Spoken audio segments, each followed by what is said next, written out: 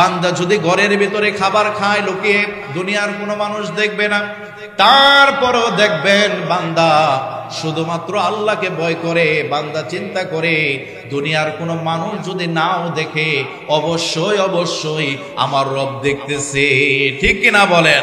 এজন্য আল্লাহ রাব্বুল আলামিন বান্দা যখন ইফতারির সামনে নিয়ে বসে যায়, ফেরেশতাদেরকে ডাক দিয়ে বলে, ফেরেশতারা দেখো, তোমরা নিষেধ করেছিলে দুনিয়াতে আদম তৈরি করার দরকার নাই। ফেরেশতারা দেখো, আমার বান্দাগুলো আমি আল্লাহ তাআলাকে দেখে নাই, না দেখে তারা আমার হুকুম পালন করতেছে। পিপাসায় কলেজা ফেটে যায়, পানি খায় না, ক্ষুধায় তারা অস্থির হয়ে যায়, খাবার খায় না। বান্দা আমি আল্লাহ তাআলাকে ভয় করে, এই বান্দাগুলো আমি আল্লাহ তাআলাকে ভয় করে আমার কাছে সাহায্য চায়। ফেরেশতা তোমরা সাক্ষী থাকো, আমার এই বান্দাগুলো আমি আল্লাহকে না দেখে আমার হুকুম পালন করতেছে। এই মুহূর্তে আমি আমার বান্দাদের তামাম জিন্দেগির গুনাহগুলো মাফ করে দিলাম। এই বান্দাগুলো আমার কাছে যদি হাত তুলে কিছু চায়, চাইতে দেরি হবে, কিন্তু আমি আল্লাহ তাআলার কবুল করতে দেরি হবে না। আল্লাহু আকবার। এজন্য আমার রাসূল বলেন, লিসাইমি ফারহাতানি, রোজাদারের জন্য দুইটা খুশির সংবাদ আনন্দের সময়। এক নম্বর হলো ফারহাতুন ইনদা ফিতরিহি, রোজাদার যখন সারা দিন রোজা রেখে ইফতার করে। দুই নম্বর হলো যেদিন আল্লাহ রাব্বুল আলামিনের সাথে ওই বান্দা সাক্ষাৎ করবে। বলেন আল্লাহু আকবার। আল্লাহ রাসূল বলেন, আন সাহল ইবনে সাআদ রাদিয়াল্লাহু তাআলা আনহু قال قال رسول الله صلى الله عليه وسلم ফিল জান্নাতি সামানিয়াতু আবওয়াব, জান্নাতের ভিতরে 8টা দরজা আছে। এই দরজাগুলোর একটা দরজার নাম হলো রায়্যান। রোজাদার ওই রোজা যারা দুনিয়াতে রাখবে, হাসরের ময়দানে আল্লাহ রাব্বুল আলামিন কাল কিয়ামতের ময়দানে রোজাদার বান্দা বান্দীদেরকে এই রায়্যান নামক দরজা দিয়ে জান্নাতে প্রবেশ করাবেন। আল্লাহু আকবার। এজন্য আমরা রায়্যান দরজা দিয়ে যদি জান্নাতে যেতে চাই, আমাদেরকে রোজা রাখতে হবে। কথা বলেন ঠিক কিনা? সম্মানিত হাজিরিন, 3 ব্যক্তির দোয়া কবুল, তার ভিতরে একজন হলো রোজাদার, 2 নম্বর হলো মা বাবা।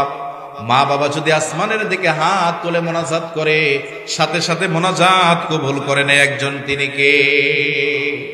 আপনি এই দুনিয়ার আলেম ওলামা যারা আছে সম্মানিত, ওনাদেরকে দাওয়াত করে খাওয়ালেন, হাদিয়া দিলেন, আপনার জন্য দোয়া করলো, দোয়া কবুল হবে কোনো গ্যারান্টি আছে? কথা বলেন, কোনো গ্যারান্টি আছে? কিন্তু আমার রাসূল বলেন, কোন মা বাবা সন্তানের জন্য যদি আসমানের দিকে 2টা হাত তুলে দেয়, ওই হাত নামানোর আগেই আল্লাহ তাআলার দরবারে দোয়া কবুল হয়ে যায়। আল্লাহু আকবার। এজন্য আমার রাসূল বলেন, রিদার রাব্বি ফি রিদাল ওয়ালিদাইন, এই দুনিয়াতে যদি মা বাবা সন্তানের উপর খুশি থাকে, ওই সন্তানের উপরে খুশি হয়ে যায় একজন, তিনি কে? আর যদি সন্তানের উপর মা বাবা বেজার থাকে, তাহলে ওই সন্তানের উপর বেজার হয়ে যায় একজন, তিনি কে? এজন্য আল্লাহ রাব্বুল আলামিন মায়ের পায়ের নিচে জান্নাত রেখেছেন। এই মা বাবার খেদমত করতে হবে। আল্লাহ তাআলা বলেন, তোমরা আমার ইবাদত করো এবং তোমার মা বাবার সাথে উত্তম আচরণ করো, সদাচরণ করো। ওগো মা, তুমি এই ধরনের শ্রেষ্ঠ নিয়ামত, তোমারই পদতলে রয়েছে জান্নাত।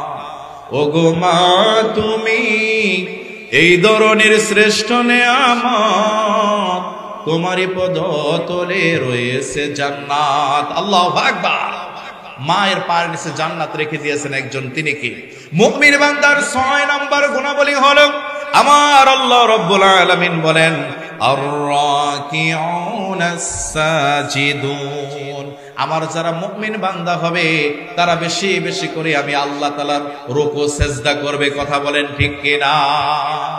আল্লাহ রাব্বুল আলামিন বলেন, হে আমার বান্দারা, ওয়াসজুদ ওয়াকতারিব, তোমরা সেজদা করো, যত বেশি সেজদা করবে তত বেশি আমার নিকটবর্তী হয়ে যাবে। আল্লাহু আকবার। ইনশাআল্লাহ। সম্মানিত হাজিরিন, এখানে একটা মসজিদ, এই মসজিদটা কার ঘর বলেন তো? সকলে বলেন, এই মসজিদ কার ঘর? আল্লাহ তাআলার ঘর। এই ঘর নিয়ে আমাদের কোনো হিংসা আছে? আমাদের মধ্যে কোনো বিবাদ আছে? এই ঘরে সেজদা দিলে খুশি হয় একজন, তিনি কে? আল্লাহ তাআলা বলেন, বান্দারে তোমরা আমাকে সেজদা দাও, যত বেশি সেজদা দেবা তত বেশি আমার কাছে চলে আসবা।